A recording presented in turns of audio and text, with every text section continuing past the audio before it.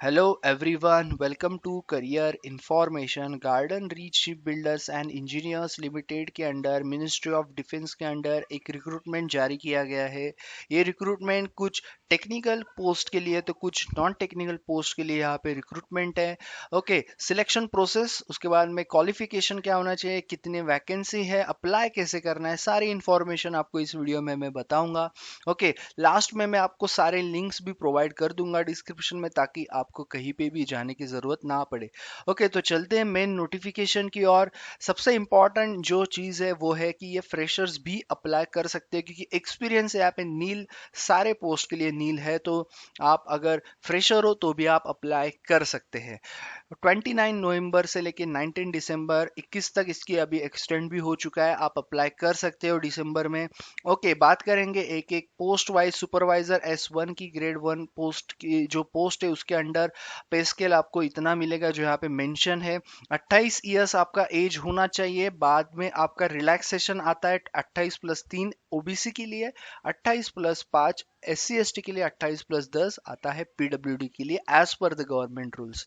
Admin and HR की post पहली, okay, supervisor grade की 4 वैकेंसी, 2 ओपन, एक ST, एक OBC।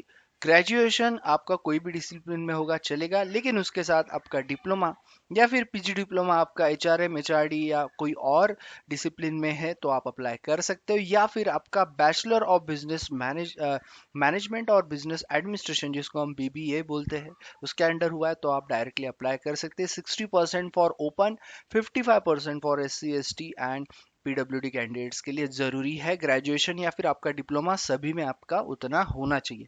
फाइनेंस की बात करेंगे, 2 वैकेंसी, ओपन के लिए एक, OBC के लिए एक। इसमें भी आपका ग्रेजुएशन होना चाहिए।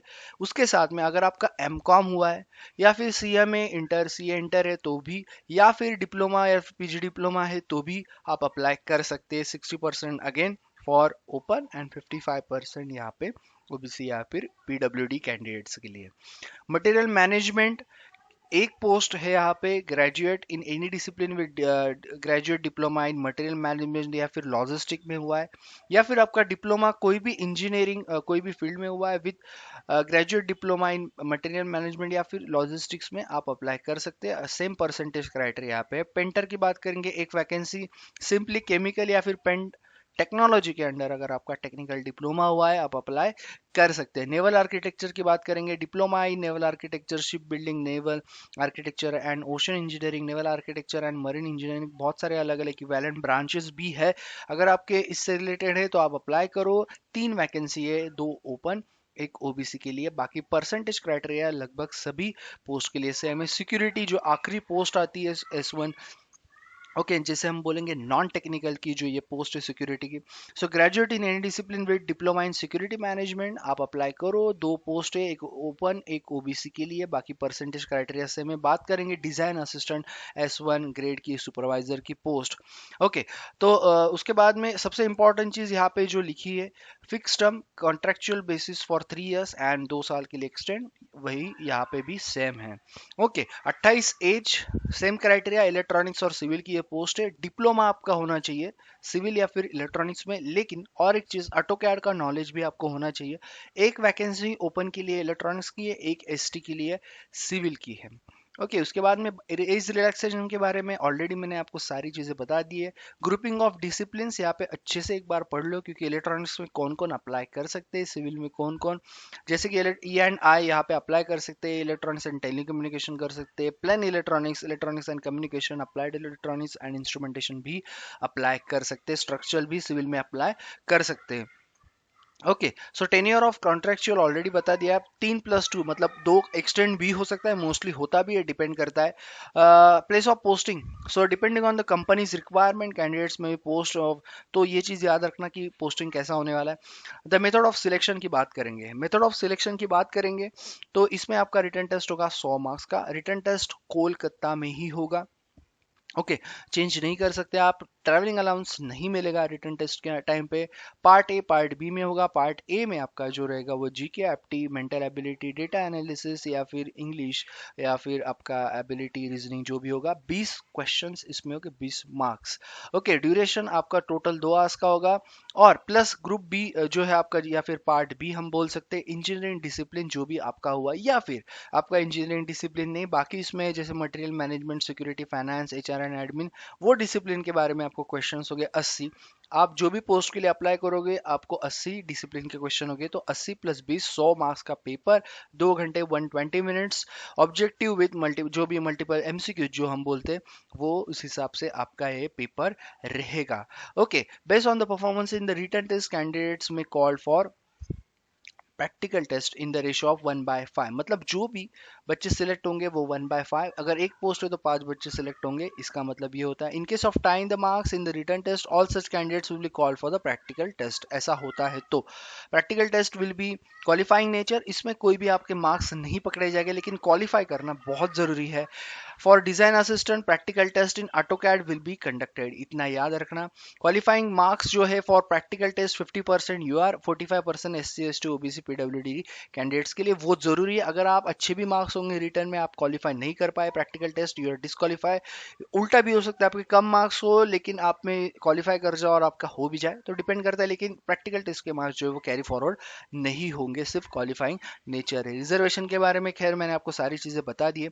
यस, सबसे इंपॉर्टेंट चीज अप्लाई कैसे करना है। सो online application process, all candidate must apply online. Online के लिए यहाँ पे मैंने एक लिंक आपको प्रोवाइड किया है डिस्क्रिप्शन में भी। जो सेकंड लिंक है, पहला पीडीएफ का है, दूसरा ऑनलाइन एप्लीकेशन का है। यहाँ पे आपको आपका पोस्ट अप्लाइंग जो भी आप सिलेक्ट कर सकते हो और आपको यहाँ से रजिस्ट्रेशन करवाना है और आगे का जो भी इंफॉर्मेशन है वो फिलअप करना है। Okay, all candidates are required to apply online. Okay, apply online करने के बाद where scan copies of educational qualification या फिर डेट ऑफ बर्थ जो भी आपके होंगे। Candidates are required to take print out of auto generated filled application format, तो जो भी आप फिलअप करोगे, ओके आपको उसके बाद में उसकी प्रिंट निकालनी है।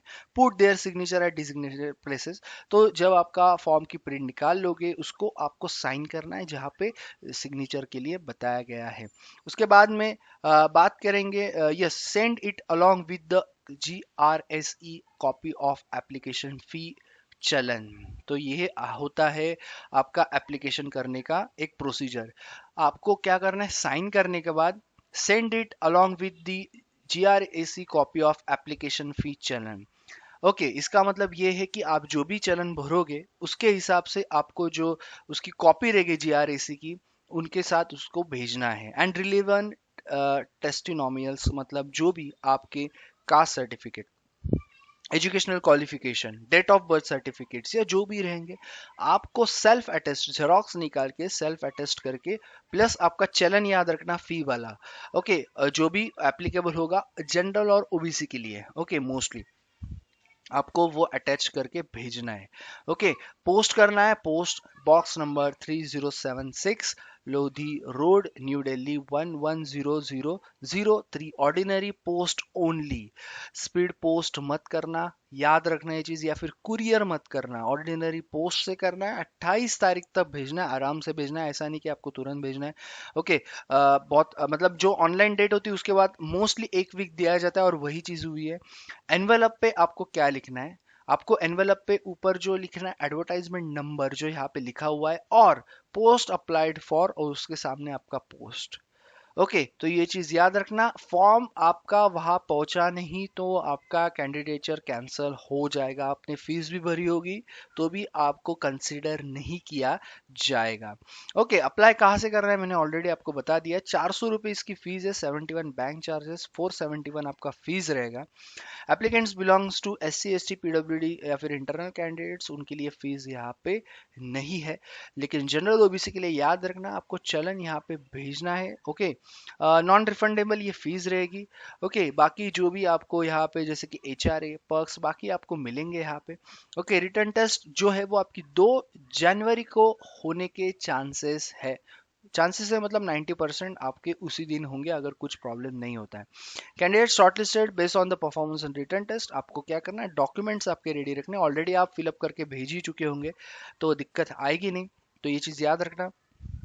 ओके। मेरे ख्याल से अभी सारी चीज़ें मैंने आपको जो भी इम्पोर्टेंट थी इस रिक्रूटमेंट से रिलेटेड मैंने आपको बता दी है डेट के साथ। ओके, तो 19 तारीख तक आप अप्लाई कर सकते हो, 28 तारीख तक फॉर्म आपका जाना चाहिए, 2 तारीख तक आपका एग्ज़ाम हो जाएगा मोस्ट प्रोबेबली। ओके, सो ये था पूरा information related to recruitment. Okay, दो लिंक मैंने आपसे शेयर की है डिस्क्रिप्शन में, पहला आपका पीडीएफ का लिंक है, दूसरा आपका अप्लाई ऑनलाइन का ये लिंक है। ओके, बाकी यस, जो भी नए हैं सब्सक्राइब करो चैनल को, हर दिन आपको यहाँ पे जॉब अलर्ट्स हर दिन मिलते जाएंगे। ओके, जो भी ऑफिशियल होंगे, whether it is technical non technical private government sector, आपको सारे यहाँ पे मिलते जाएंगे। बाकी ऑलरेडी पोस्ट किए हुए आप जाके चेक करो और शेयर करो ताकि बाकी लोगों को भी यहाँ पे फायदा हो। So thank you all and all the best. Subscribe करो, hit the bell icon. Yes, all the best everyone. कोई क्वेरी है तो आप कमेंट बॉक्स में पूछ भी सकते हो।